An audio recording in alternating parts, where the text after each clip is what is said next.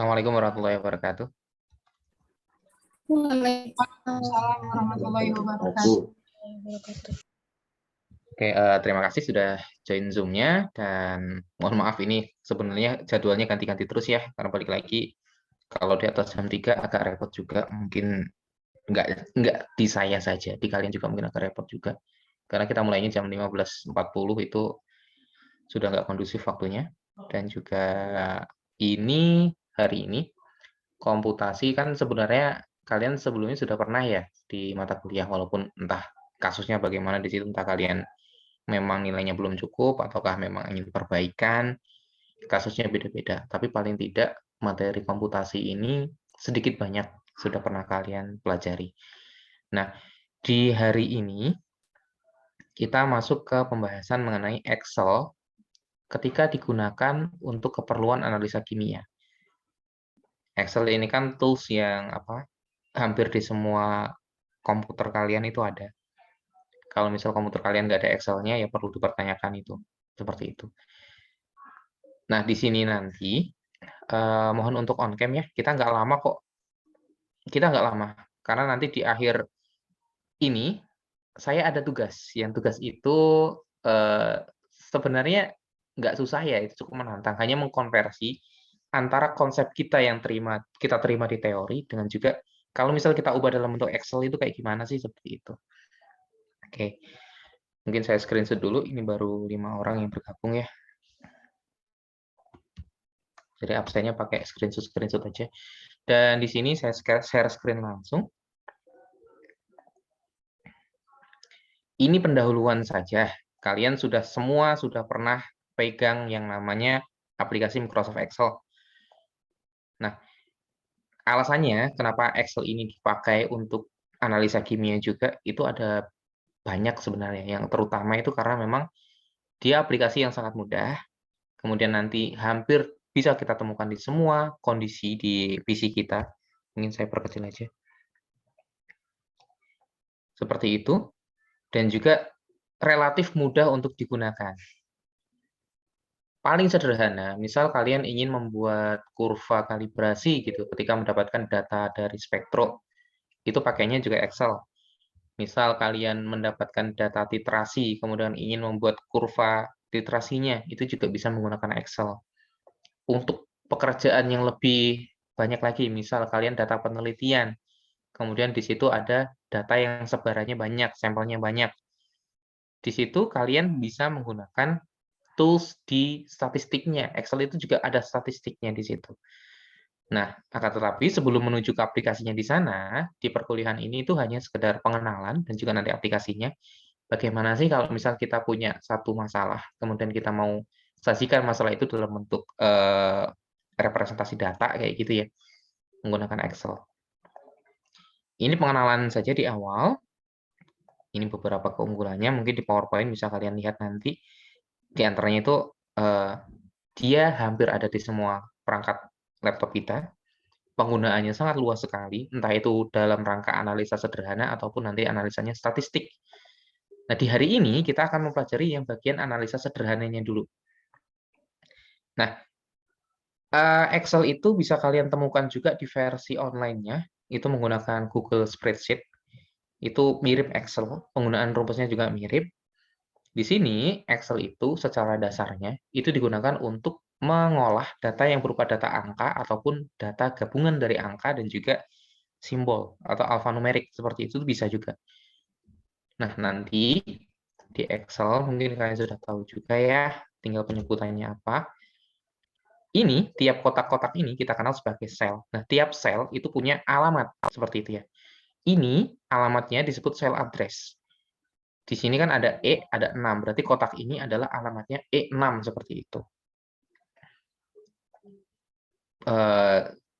Mungkin di sini saya nggak niat menggurui yang gimana-gimana ya, karena saya tahu kalian harusnya sih sangat familiar dengan aplikasi ini. Kemudian nanti di sini, selain tadi ada sel address, kemudian ada lagi yang namanya string. String itu, kalau kemarin kita pelajari representasi kimia ya, string itu isinya ya kode-kode seperti itu ya. Termasuk juga di Excel, itu isinya juga kode-kode. Kode ini bisa menyimbolkan sesuatu juga. Misal, kita mau menghitung rata-rata, kita bisa menggunakan average seperti itu. Kemudian kalau jumlah kita pakainya sum dan seterusnya. Kalau misal kita mau menggunakan perhitungan perhitungan matematika, kita juga menggunakan simbol-simbol gitu. Jadi ini ada yang perlu diingat, ini ada namanya cell address. Ini nanti penting untuk mengerjakan tugasnya. Cell address itu kalau misal dia salah, ya akan salah perhitungannya. Kemudian nanti yang di tengah itu namanya worksheet. Jadi tempat kita bekerja ini namanya worksheet, ini namanya toolbar. Seperti itu ya. Itu nama saja. Kemudian lagi ada namanya formula atau rumus. Kemudian nanti di sini ya ini formula bar, ini ada menu bar, ada title bar, toolbar yang di tengah ini worksheet-nya. Kemudian nanti di sini ada beberapa hal yang perlu kalian tahu. Ada yang namanya konstanta. Konstanta itu isinya angka-angka. Ada yang namanya operator. Operator itu kayak simbol plus, minus, kali, bagi, itu namanya operator. Kemudian ada lagi cell address. Ketika kita menggunakan Excel untuk keperluan analisa data, tiga ini yang perlu dipegang. Dalam arti begini, konstanta itu kan isinya angka-angka ya. Angka pun ketika kalian melakukan perhitungan angka, format tulisannya harus format tulisan angka, jangan format tulisan yang lain. Itu akan tidak bisa dihitung seperti itu oleh si Excel-nya. Berikutnya lagi ini operator atau simbol yang kita gunakan untuk perhitungan. Ada plus minus, kalau kali menggunakan tanda bintang, kalau bagi menggunakan tanda slash, kalau pangkat menggunakan tanda petik ke atas, kalau persen menggunakan ini. Nah, urutan kerjanya ini menggunakan konsep yang kita pelajari dulu dari zaman SD mungkin. Ada plus minus, siapa yang didahulukan, ada persen, siapa yang didahulukan. Itu akan otomatis digunakan di Excel. Urutannya seperti ini. Yang pertama menjadi prioritas itu persen. Yang kedua itu adalah ini, pangkat. Kemudian ini kali bagi, kemudian yang terakhir baru plus minus. Karena kalau misal kita sudah paham bahwa urutannya seperti itu, dalam perhitungan jangan sampai itu tidak terbalik. Untuk menghindari adanya perhitungan yang kebalik, kita pakainya dalam tanda kurung seperti itu. Contoh gini, kalau misal kita punya kasus 5 ditambah 6, saya zoom aja saya bentar. 5 tambah 6 bagi 2. Secara otomatis, si Excel ini akan menghitungnya sebagai 5 ditambah 6 per 2. Hasilnya adalah 8. Gitu ya. Untuk menghindari hal seperti ini, kita perlu menggunakan tanda kurung di sini. Kalau yang kita maksud adalah perhitungannya dikerjakan lebih dulu. Gitu ya. Ini sekali lagi, ini basic juga. Dan ini nanti di tugas ada aplikasinya. Saya contohkan, terus sisanya nanti kalian lanjutkan saja. Seperti itu. Itu untuk formula. Ada urutannya, dan urutannya itu akan mengikuti urutan ini. Persen itu akan didahulukan, pangkat itu juga akan didahulukan setelah persen. Kemudian di sini ada kali bagi, kemudian lagi plus minus. Kalau misal kalian ingin melakukan perhitungan lebih dulu sebelum perkalian, ini perlu diberikan tanda kurung kayak tadi itu. Oke. Misal kita punya contoh seperti ini. Ini ada contoh di Excel ya. Bentar saya buka dulu mana.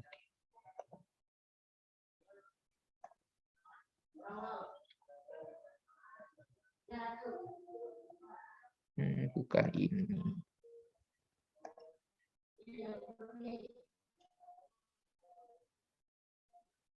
Oke, misal kita ingin melakukan perhitungan, kita punya data banyak nih. Misal kita sedang menimbang suatu sampel untuk dijadikan larutan. Kalau penimbangan itu kan nggak mungkin kamu nimbang zatnya doang di atas timbangan kan. Pasti di situ ada botolnya. Nah, kalau kamu hitungnya satu-satu kan repot. Mending kita hitungnya pakai Excel untuk memudahkan kerja kita. Caranya gimana? Ya sudah, kayak gini aja. Masa botolnya berapa? Masa botol setelah ditimbang dengan sampelnya berapa? Tinggal kita hitung tuh. Gini aja kan berarti plus ini terus dikurangi yang bawah. Setelah enter kita akan langsung dapat datanya. Ketika kita tarik, ini ya misal ini ya, kemudian ini di pojokan bawah ada tanda kotak, kita klik, kita drag ke samping, selnya atau si apa namanya tadi sel address-nya itu otomatis akan bergeser. Oke, ini yang perlu kalian cek, kalian cermati baik-baik ya. Sel address itu akan bergeser ketika kalian drag. Ini B5 sama B4. Ketika di sini dia jadi C4, C5. Ada caranya bagaimana supaya sel address-nya ini nggak pindah. Ada yang tahu diapain?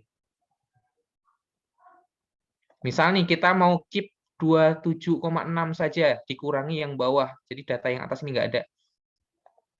Supaya B4-nya bisa kita keep, ketika di drag dia tidak ikut, kita kasih apa?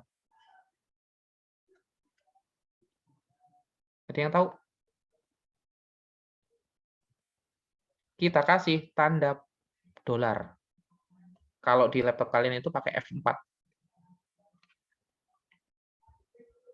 Jadi gini, kamu perhatikan ini. Kalau misal dia kamu keep seperti ini, bentar, salah lagi. Set ini ya, misal ini kita keep, kita buat tanda dolar, enter, kemudian kita tarik, ini akan tetap terkunci di sel address yang kita maksud. Gitu ya. Nah, fungsinya buat apa? Kalau misal kalian butuh perhitungan dengan angka konstanta tertentu, yang konstanta ini nggak berubah-berubah, kamu kunci konstanta itu, baru kamu drag datanya. Gitu ya. Oke. Mungkin saya aplikasikan contohnya di bagian yang lain nanti ya, setelah ini ada tugas, saya contohkan sedikit, habis itu kamu teruskan. Itu tadi ada sel address, kemudian ketika sel address ini kamu drag, kamu pindahkan ke sel berikutnya, itu dia otomatis akan berpindah. Kecuali kamu kunci. Kuncinya itu pakai F4. Kalau misal kita punya ini ya, persen chloride-nya berapa, kita mau hitung. Tadi itu yang saya maksud ya, misal ini saya pindahin dulu rumusnya ya, biar nggak salah.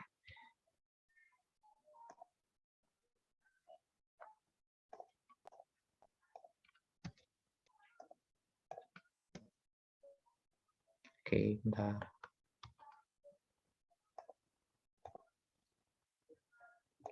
Gambar tulisannya putih, nggak kelihatan.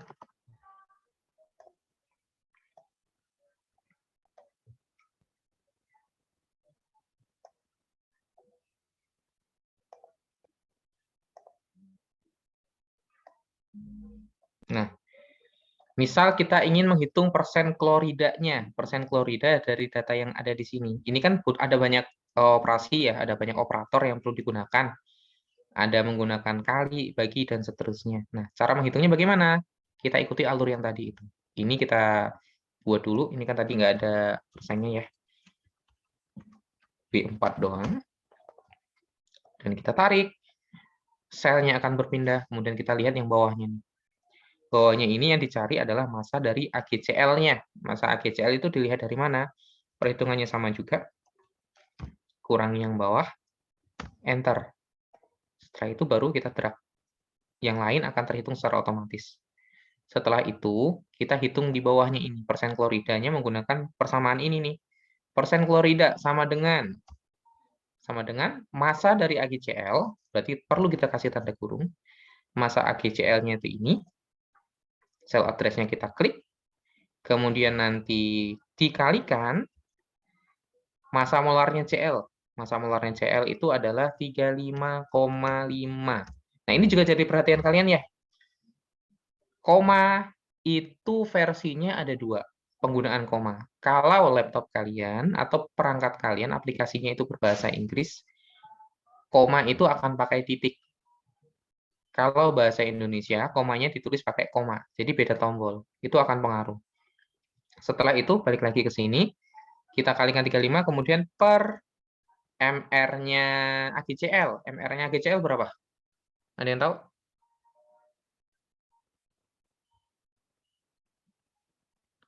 MR-nya AGCL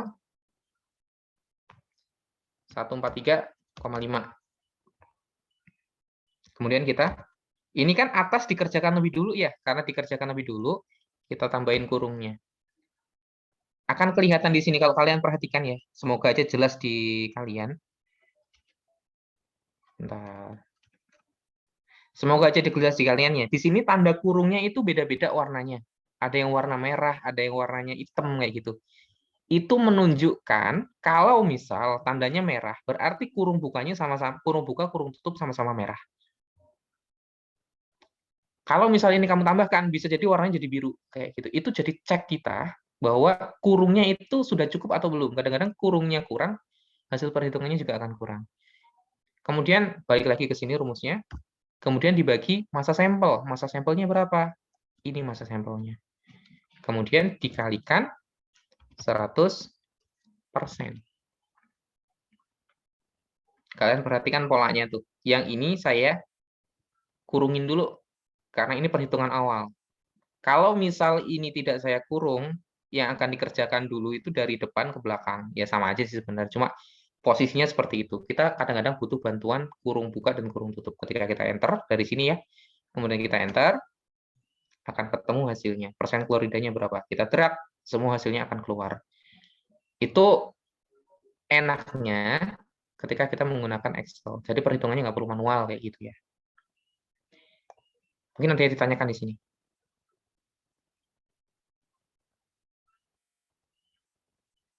Ini masih basic perhitungannya.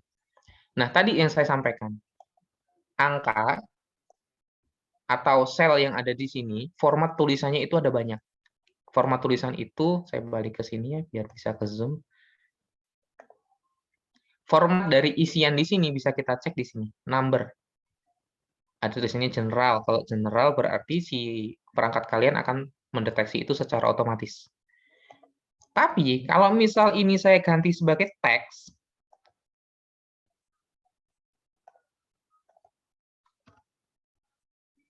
nah dia ini kasusnya dia langsung terdeteksi sebagai number ya, nggak masalah. Tapi ada satu kasus ketika kamu ubah jadi teks, itu perhitungannya nggak lagi bisa dilakukan.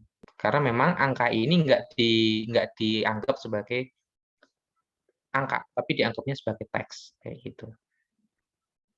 Gitu ya. Jadi pastikan kalau memang kalian keperluannya untuk perhitungan, buat formatnya sebagai entah itu general atau kalau mau spesifik ya langsung bikin jadi number. Itu bisa dilakukan perhitungan. Kalau dia sebagai teks, biasanya tidak bisa dilakukan perhitungan. Nah, di sini komanya kan macam-macam ya. Ketelitian angka di belakang komanya ada banyak.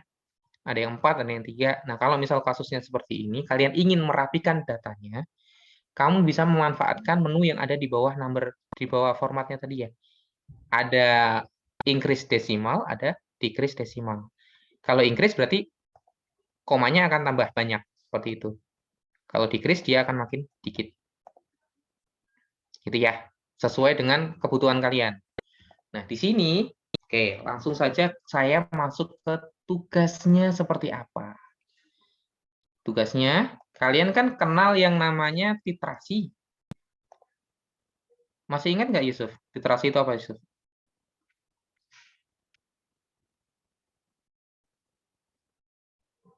Masih ingat nggak kamu titrasi itu apa?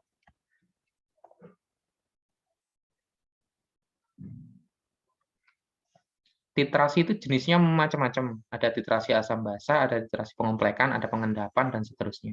Intinya, titrasi itu mengetahui konsentrasi dari suatu zat dengan mereaksikan dengan zat lain. Itu titrasi. Kegunaannya buat apa? Banyak. Aplikasinya di analitik itu pakai menghitung konsentrasi zat asam, zat basa itu bisa. Bisa juga nanti dipakai untuk misal menganalisa kandungan narkoba dalam satu sampel itu juga bisa. Kayak gitu. Nah, di sini tugasnya seperti ini. Kalian tahu konsepnya titrasi. Titrasi itu, saya buka Word-nya dulu. Titrasi itu intinya mencari nilai pH.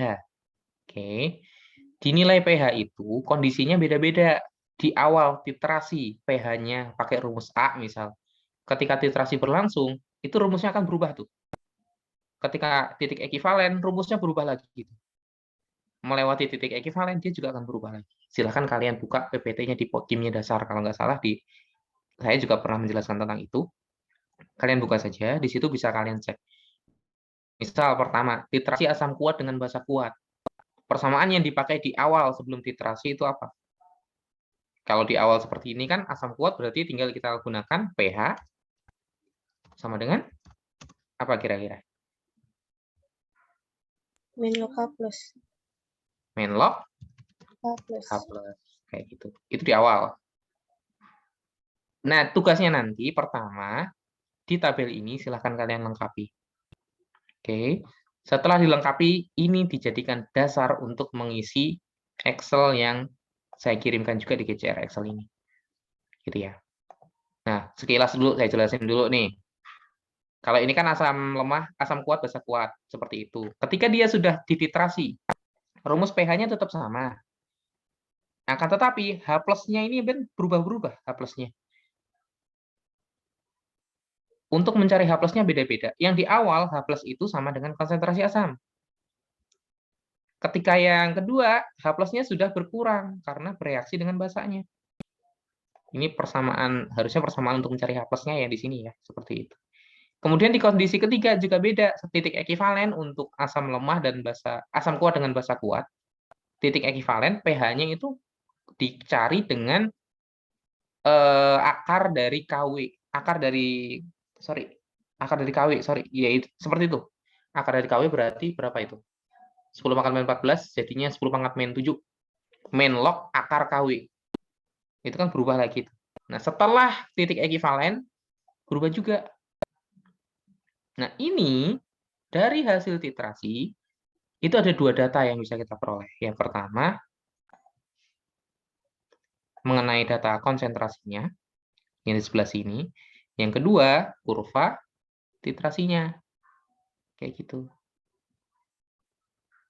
Kemudian di sini, ini mungkin yang ada kalau masih asam kuat, basa kuat, atau basa kuat asam kuat, itu masih gampang ya. Kalau kalian sudah masuk ke bagian ini, bagian mengenai asam lemah dengan basa kuat, itu akan muncul yang namanya Ka atau konstanta ionisasi asam. Ketika ada konstanta ionisasi asam, kondisinya itu beda tuh. Awal titrasi cuma asam lemah biasa, kemudian setelah dititrasi nanti muncul rumus buffer yang menggunakan Henderson-Hasselbalch.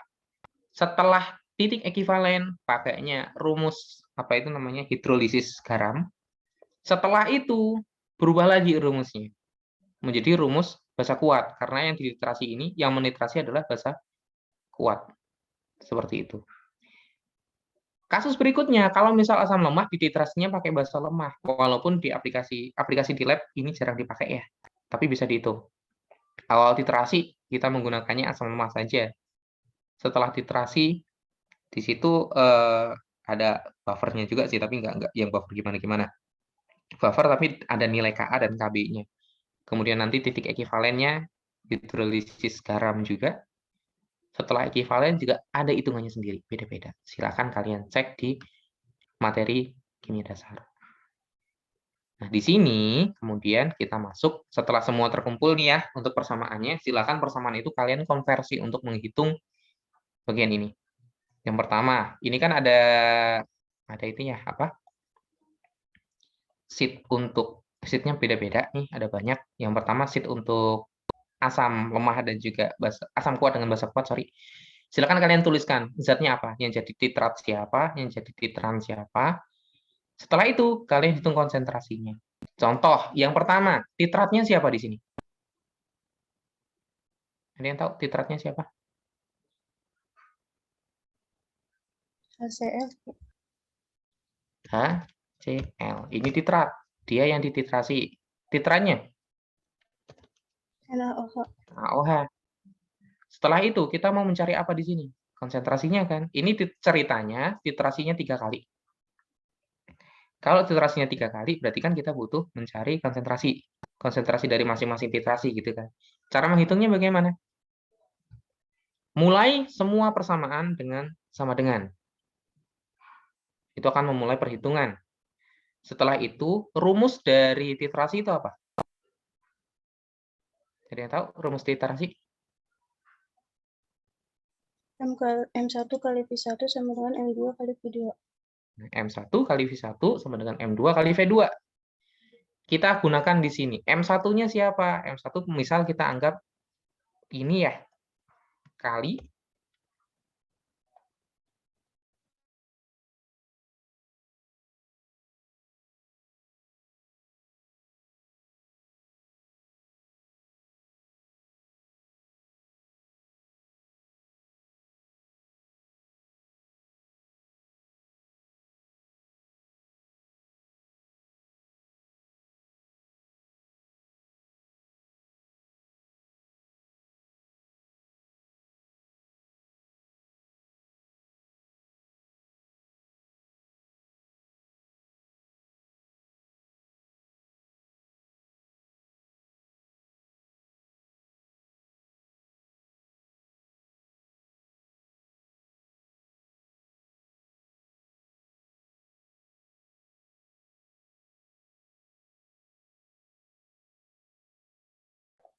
Oke, sorry. Sinyal saya mati, WiFi saya mati.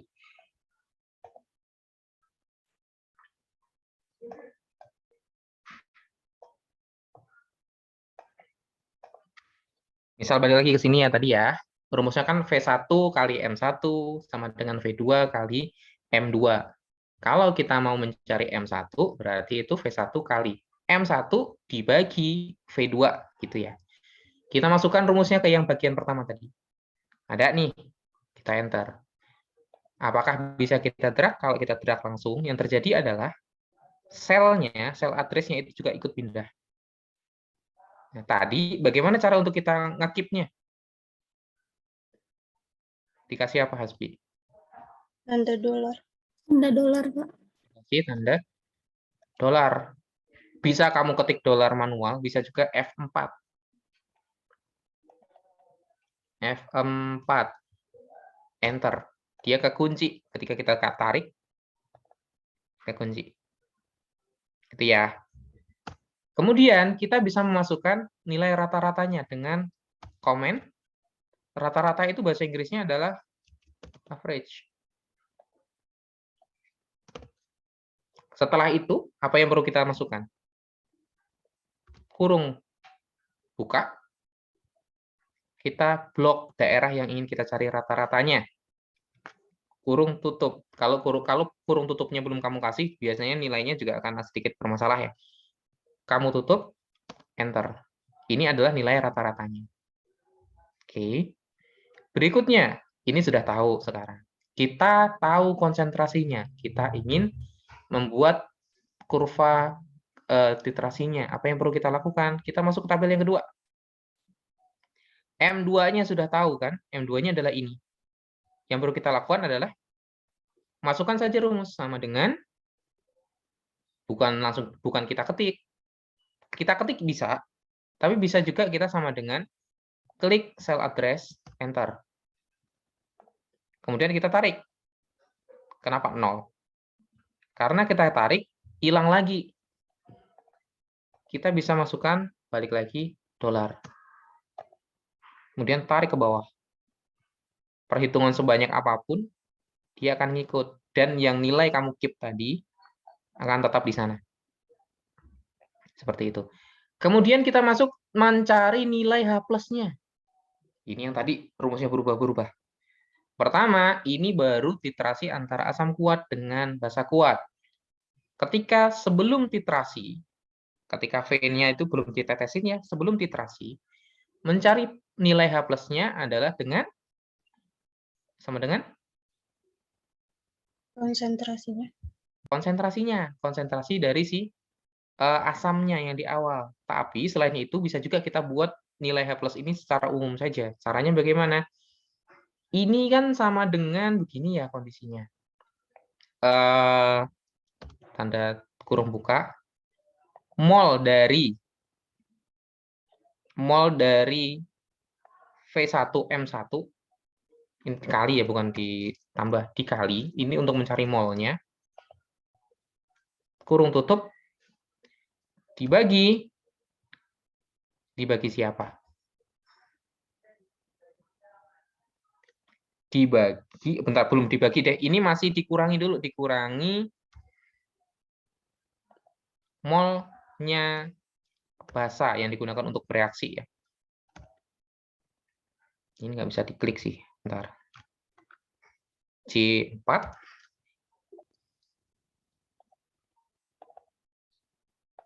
dibagi volume totalnya. Volume totalnya tadi kan ini ya, V1 ditambah V2.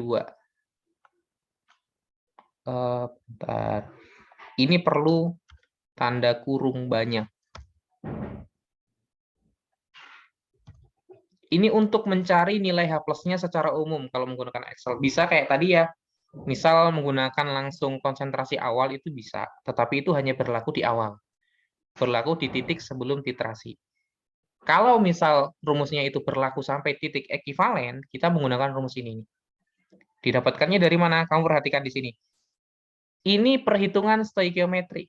G4 kali H4, G4, M1 kali H4, itu merupakan mol asam.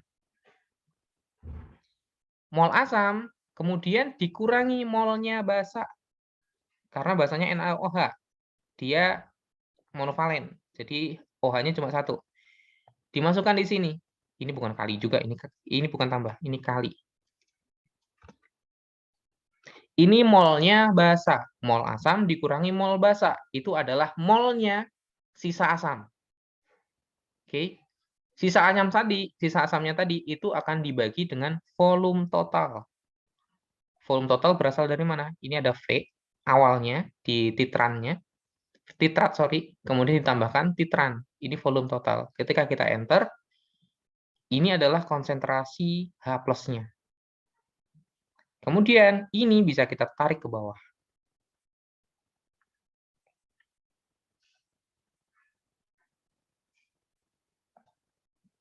Tapi ada konsentrasi H+ yang negatif. Kenapa negatif?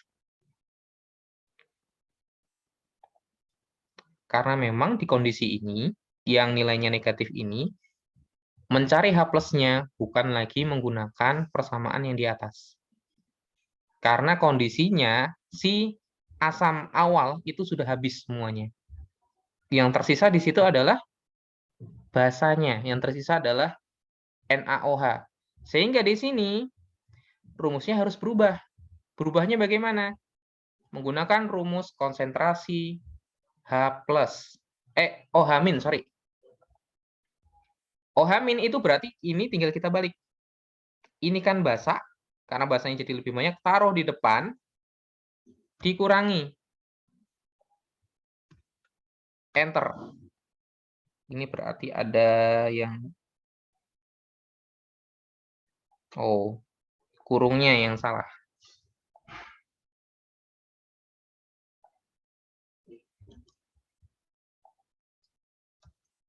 Enter. Ini tarik ke bawah. Tapi di sini dia bukan lagi H+, tapi OH-. Ini konsentrasi OH-. Berarti di sini nanti berubah nih. Sudah ada keterangannya. Konsentrasinya konsentrasi OH-. Atau bentar, nanti di atas saja saya ubah. Nanti saya ubah aja di atas. Ini sudah menjadi konsentrasi OH-. Ini. Perhitungan pH-nya sekarang bagaimana? Perhitungan pH-nya kita menggunakan rumus awal, yaitu main log, diketik aja log, buka, address-nya dimasukkan, enter. Setelah itu tarik ke bawah. Sampai titik yang nilainya 0 tadi. Ketika di sini, rumusnya berubah. Kenapa berubah? Karena dia sudah melewati titik ekivalen. Sama dengan, kalau titik ekivalen terlewati, berarti itu menjadi zat basa. Rumus pH-nya basa itu adalah 14 min pH, gitu kan? Nah, masalahnya ini hitungannya masih log. Sehingga dia min kali min plus konsentrasi atau plus log dari konsentrasi OH-nya. Tutup, enter. Ini ketemu pH setelah titik ekivalen, tarik ke bawah. Dia akan ketemu hasilnya. Ini pH di sepanjang proses titrasinya. Setelah itu kita buat kurva titrasinya. Geser lagi ke bagian berikutnya. Volume titran. Volume titran itu kan kita peroleh dari sini ya. 0, C4. pH kita peroleh dari yang L4. Itu saja. Blok, tarik ke bawah. Ini akan muncul hubungan antara volume titran dan juga pH. Kurva titrasi itu adalah kurva antara volume titran dan pH. Bisa kemudian kita blok. Untuk selanjutnya kita masukkan sebagai di insert ya, insert chart. Kita masukkan ini. Ini adalah kurva titrasi yang diperoleh dari proses titrasi tadi. Bentuknya seperti ini. Ini untuk asam lemah, asam kuat dengan basa kuat. Tinggal kita koreksi ini. Axis title-nya untuk yang Y itu kan pH. Kemudian untuk yang X itu adalah volume titran. Enter. Di atas juga kita ganti sebagai kurva titrasi HCl plus NaOH.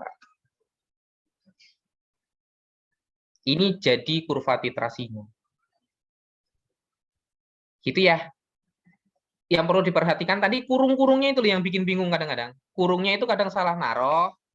Perhitungannya bukan urut sesuai yang kita inginkan, tapi malah kebalik-balik sama dia. Makanya itu perlu untuk dicek lagi. Oke. Ini sudah saya contohkan. Nanti sisanya ini ada kebalikan dari yang tadi. Angkanya sih mirip-mirip, tinggal kamu cek aja. Kemudian ini dia ada KA-nya nih. Nah, kalau ada KA-nya bagaimana perhitungannya? Seperti itu. Oke. Mungkin ada pertanyaan, silakan.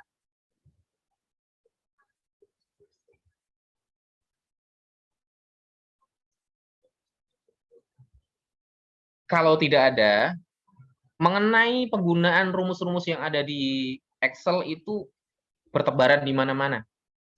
Misal, kita mau menghitung pH-nya asam lemah. pH-nya asam lemah kan ada akar ya. Ada akar Ka kali konsentrasi. Akar itu simbolnya adalah SQRT. Jadi menggunakan gini. SQRT, kemudian tanda kurung. Konsentrasinya si asamnya. Itu akan keluar akarnya. Seperti itu. Gitu ya. Ini tugas. Silakan kalian kerjakan. Deadline-nya sih saya buat hari Senin, tapi silahkan kalian kerjakan dari sekarang boleh. Ini saya persilahkan kalian kalau mau diskusi ke teman kalian, sesama peserta perkuliahan ini boleh. Tapi yang penting mengerjakan sendiri. Beda ya diskusi dengan kalian ngopi punya teman kalian, kemudian kalian upload dengan rename. Kalau ada kasus rename doang mah langsung saya blacklist langsung gitu. Itu ya. Silakan diskusi dengan teman kalian, boleh. Yang mengisi di bagian ini diskusi juga silahkan. Nanti mungkin ada sedikit revisi ya. Saya sudah upload file di GCR, mungkin ada revisian di tabelnya tadi. Karena ternyata kurang tepat yang saya tulis tadi ya. Kalau bilang H+, ya nggak selalu H+. Kadang-kadang OH- seperti itu. Oke, mungkin itu dari saya. Saya cukupkan. Sisanya mengerjakan tugas yang nanti saya upload di GCR. Sebentar saya revisi dulu itu nanti. Kalau sudah nanti saya infokan di grup. Itu saja dari saya. Kalau ada pertanyaan silakan.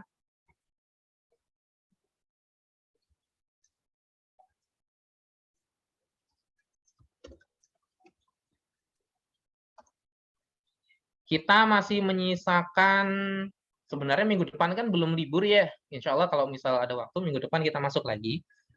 Excel yang untuk statistik. Atau kalau belum sampai ke sana, ya kita hold dulu Excel-nya nanti setelah lebaran. Kita bahas lagi itu yang mengenai Excel untuk statistik. Minggu depan kita bahas menggunakan tugas yang kali ini disampaikan. Minggu depan kita bahas. Dan sebenarnya ada lagi ya, Excel untuk bikin kurva titrasi aja. Caranya banyak banget. Ada yang pakai rumus if dan seterusnya kayak gitu ya. Saya nggak menuntut sampai ke sana. Yang penting kurva itu representatif terhadap proses titrasi yang dilakukan. Itu saja. Tuh, kurang lebihnya mohon maaf. Saya cukupkan. Di tempat saya juga udah deres. Takutnya sinyal hilang lagi. Dan selamat menjalankan ibadah puasa. Semoga tetap diberi kesehatan. Minggu depan kalau ada yang mudik, disiapkan sebaik mungkin. Karena ini posisinya mudik sudah mulai meningkat. Ya masih stay di Jakarta. Selamat menikmati Jakarta yang semakin sepi ya. Kapan lagi Jakarta sepi? Itu saja. Assalamualaikum warahmatullahi wabarakatuh. Waalaikumsalam warahmatullahi wabarakatuh. Waalaikumsalam warahmatullahi wabarakatuh. Terima kasih, Pak. Terima kasih banyak, Yuk, Pak. sama-sama. Terima kasih, Pak.